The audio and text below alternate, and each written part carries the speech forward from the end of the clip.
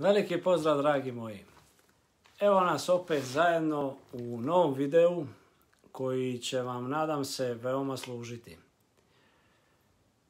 Prije nego krene, zamolio bih vas da ukoliko vam se sviđa ova ili ostala videa, pretplatite se na kanal Moć misli.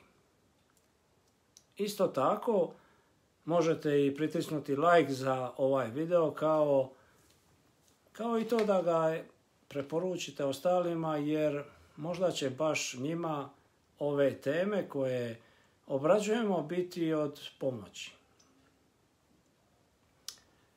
I da na početku još jedna stvar da ne zaboravim, a to je da ja u ovim videima objašnjavam i nudim određene korake koje bi bilo poželjno da uradite kako biste brže i bolje napredovali u životu. Meditacije koje sam snimio su samo jedna od tehnika da dođete do željenog cilja. Ali isto savjetujem svima koji slušaju meditacije i vizualizacije da odgledaju druga videa i upotrijebe ove ostale načine koje objašnjavam. Jer to će ubrzati samu vašu željenu promjenu u vašem životu.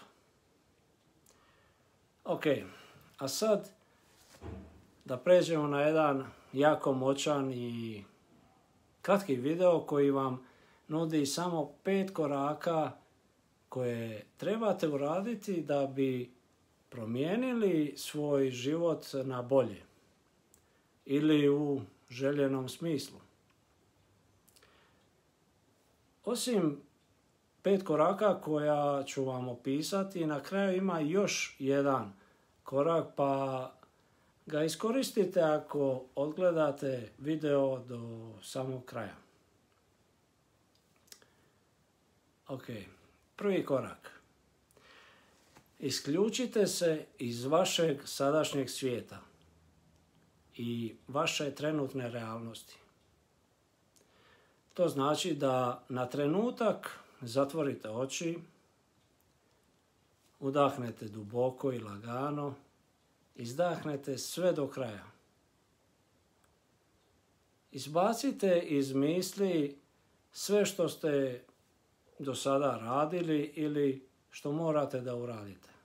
Jednostavno budite u sada.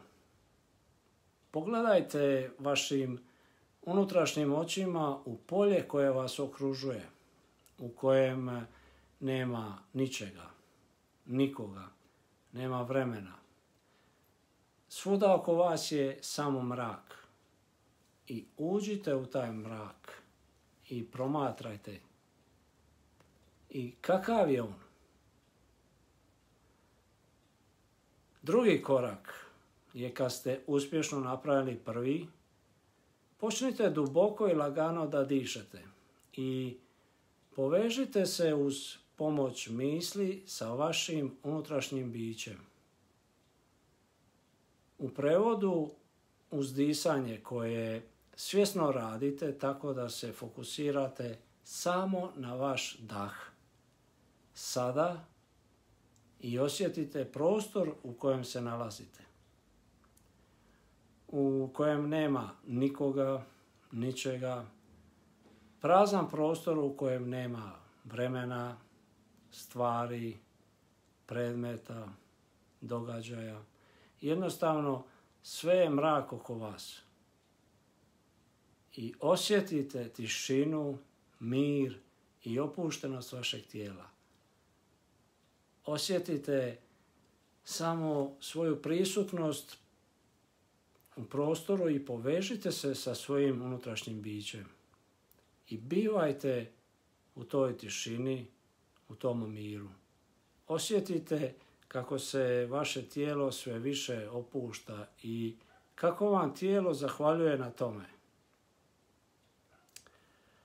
Sljedeći korak, treći korak, sada kreirate vašu željenu budućnost. Vaše novo ja. To znači stanja opuštenosti. Zamislite što biste htjeli, što biste željeli. Zamišljajte detalje nove budućnosti. Osjetite je. Ostanite u tom stanju čim duže možete. Sljedeći 4. korak. Vježbajte to novo vaše ja. Ponavljajte tko biste bili ili što želite. Stvar je u ponavljanju kako bi vaše fizičko tijelo naučili ponašanju vašega novoga ja. Također i kako biste na taj način reprogramirali vašu podsvijest, to jest vaš um. Jer podsvijest kontrolira um. Podsvijest regulira i našu tjelesnu temperaturu. Pohranjuje sjećanja, emocije. To je dio uma koji ne postavlja pitanje. Nema percepcije mišljenja ili uvjerenja. I bez sposobnosti razlikovanja onog što je ispravno od onog što je pogrešno, istinito ili lažno. Podsvijest prihvaća sve i zbog toga je moguće reprogramirati novim uvjerenjima koje instaliramo na ovaj način. Ovim koracima o kojima vam sada govorim. Evo nas 5. korak je da zaboravite i otpustite vašu prošlost.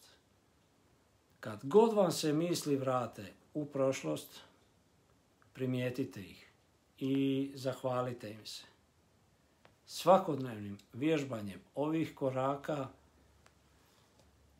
u vama stvarate nova ponašanja koje vaše tijelo nije iskusilo.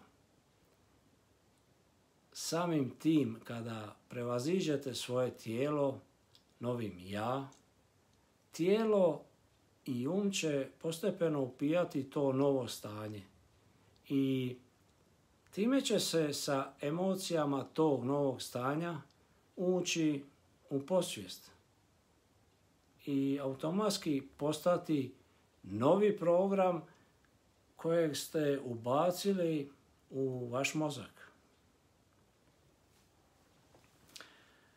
I evo došli smo do onog dodatnog koraka za sve one koji su odgledali do kraja i one koje stvarno zanima kako da promijene život. Još jedan veoma važan korak, a to je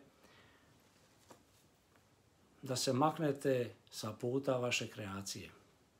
U prevodu, nemojte biti nestrpljivi.